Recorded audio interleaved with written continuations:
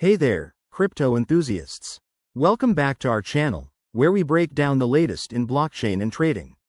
Today, we're tackling something super practical: how to send USDT from Portal to Bybit in 2025. With crypto evolving fast, this step-by-step guide will help you navigate the process smoothly and securely. Whether you're looking to trade on Bybit or just manage your assets better, let's dive right in. First things first, make sure you have accounts set up on both Portal and Bybit. Portal is your go-to wallet for holding USDT, and Bybit is a popular exchange for trading. Start by opening the Portal app on your device. Log in with your credentials and navigate to your USDT wallet.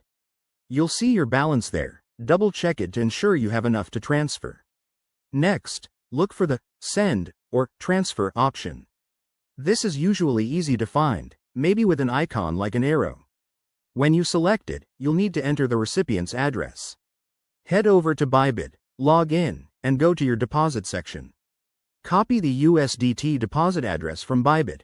Remember, it's crucial to use the correct network, like Tron or ERC20, to avoid any issues.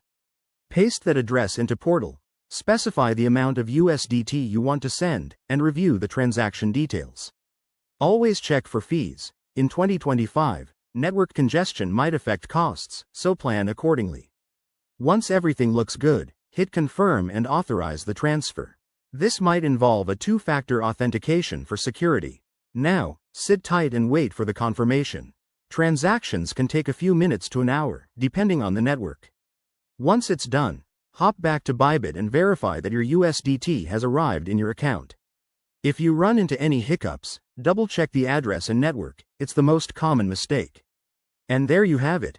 You've successfully sent USDT from Portal to Bybit. Remember, always prioritize security in crypto transfers.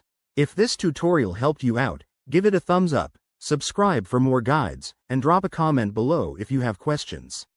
Stay safe and happy trading. See you in the next video.